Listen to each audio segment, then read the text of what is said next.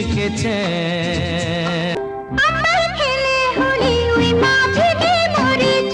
राजेश खन्ना एक ऐसा नाम जिसे सुनते ही आंखों के सामने एक चमकदार मुस्कान, रोमांटिक आंखें और दिल को छू जाने वाला अंदाज आ जाता है।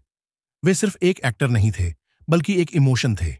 बॉलीवुड के पहले सुपरस्टार का खिताब पाने वाले राजेश खन्ना ने 1959 से 1974 के बीच ऐसा जादू चलाया था कि न सिर्फ सिनेमाघर खचाखच भरते थे, बल्कि सड़कें तक जाम हो जाती थीं। आज हम उस दौर की एक ऐतिहासिक घटना का जिक्र करेंगे जब राजेश खन्ना की दीवानगी ने मुंबई की सड़कों को थमा दिया था। सुपरस्टार बनने का सफर 1965 में जब राजेश खन्ना ने film fair United producers talent Hunt प्रतियोगिता जीती, तब शायद किसी ने नहीं सोचा था कि यह युवक इतिहास रच देगा। उनकी पहली हिट फिल्म आराधना 1959 थी, जिसमें उनका अंदाज, संवाद, अदायगी और रोमांस लोगों के दिलों में उतर गया।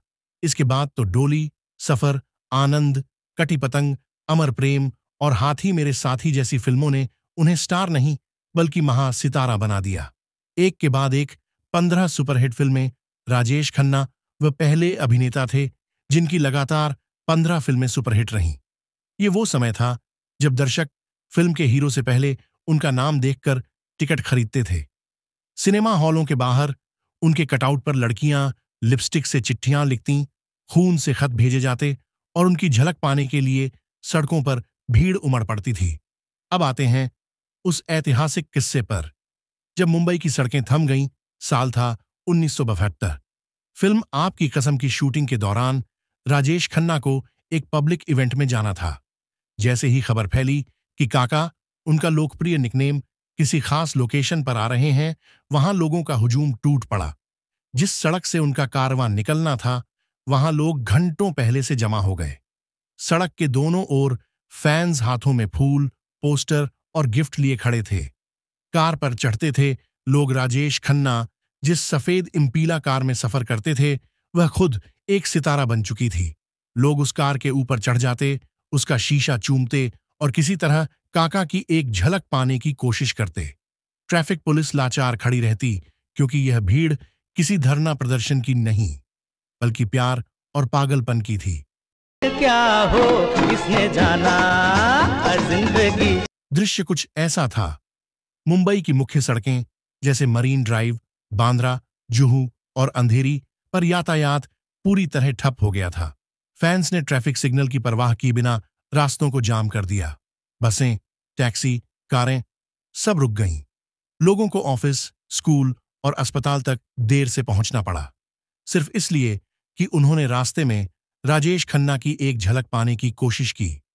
लड़कियों की दीवानगी, राजेश खन्ना की मुस्कान पर लाखों लड़कियां फिदा थीं।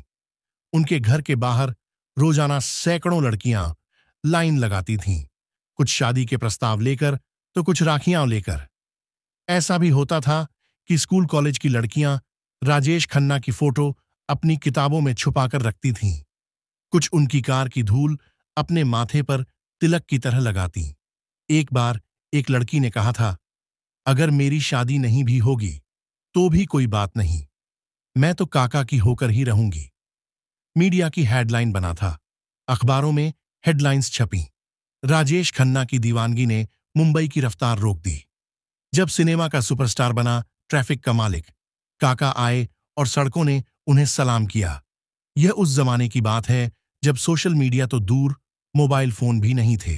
फिर भी उनकी पॉपुलैरिटी ऐसी थी कि एक झलक के लिए हजारों लोग पलकें बिछाए रहते।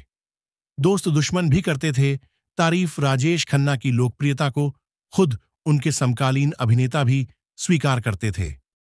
अमिताभ बच्चन, जो बाद में एंग्री यंग मैन बनकर छा गए, उन्होंने भी माना कि राजेश खन्ना की एंट्री पर सिनेमा हॉल तालियों से गूंज उठते थे।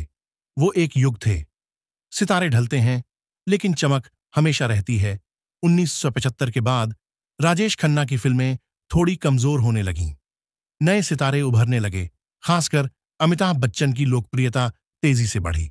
परंतु जो प्यार राजेश खन्ना को मिला, वो अमर हो गया। उनकी आखिरी वर्षों में भी लोग उनके घर आशीर्वाद के बाहर खड़े हो जाते थे, सिर्फ एक झलक के लिए। उनके निधन 18 जुलाई 2012 के दिन पूरा देश गमगीन था और मुंबई की सड़कों पर फिर वही दृश्य दोहराया गया।